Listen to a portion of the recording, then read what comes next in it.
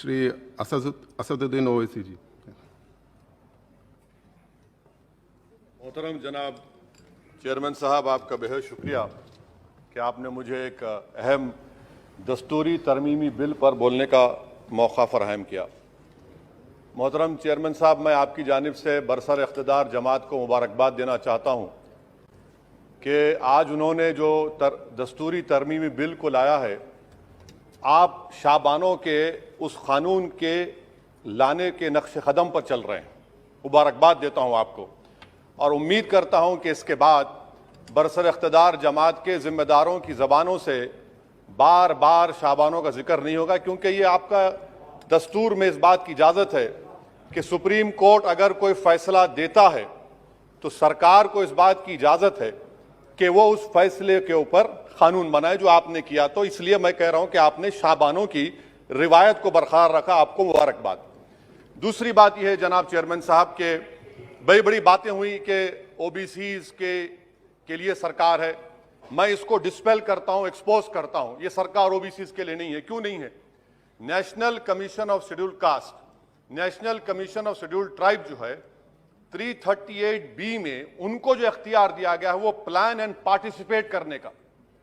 आप ओबीसी में एनसीबीसी करने के खाली एडवाइस करना, यहां पर प्लान और पार्टिसिपेट है ही नहीं। तो ये आपका एक्सपोज करता है आपकी हिपोक्रेसी को और आपकी मुनाफिकत को। दूसरी बात यह है कि रोहिणी कमीशन ने कहा कि 10% ओबीसी 50% रिजर्वेशन को हासिल कर रहे हैं और 20% जाते ऐसी इनको कुछ नहीं मिल रहा है। तो सब कैटेगराइजेशन क्यों नहीं कर रहे आप? अगर आप ओबीसीज के लिए हैं तो उन मखसूस कास्ट के लिए आप हैं, आप तमाम ओबीसीज के लिए नहीं है। ये आप ही का रोहिणी कमीशन ने आया है। तो सब कैटेगराइजेशन आप करेंगे नहीं करेंगे? तीसरी बात यह है कि सर ये कैसा बात है कि अगर रियासत तेलंगाना में जो मुसलमानों की बैकवर्ड कास्ट है उनको रिजर्वेशन मिलता है मगर सेंट्रल लिस्ट में उसका जिक्र नहीं होता। तो एक ऐसा कानूनी मैकेनिज्म बनाने की जरूरत है कि अगर किसी स्टेट और रियासत में वो ये तय करती है कि ये हमारे स्टेट की ओबीसी है तो सेंट्रल लिस्ट में उसका रिफ्लेक्ट होना चाहिए।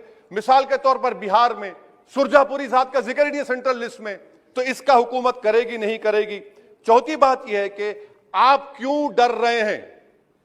नरेंद्र मोदी की सरकार क्यों डर रही है? 50% को क्रॉस करिए ना। जब प्यार किया तो डरना क्या, तोड़ जाइए 50।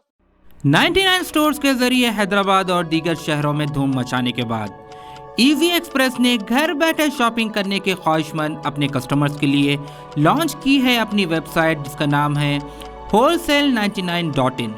इस वेबसाइट पर 1000 से ज़्यादा वैराइटीज़ के प्रोडक्ट्स मौजूद है। ऑनलाइन शॉपिंग के ख्वाहिशमंद अफराद wholesale99.in पर जाकर अपना ऑर्डर बुक कर सकते हैं और 100 रुपये डिलीवरी चार्ज पर आपका बुक किया आइटम आपके घर तक पहुंच जाएगा। प्रोडक्ट्स की डिलीवरी ऑल ओवर इंडिया मौजूद है।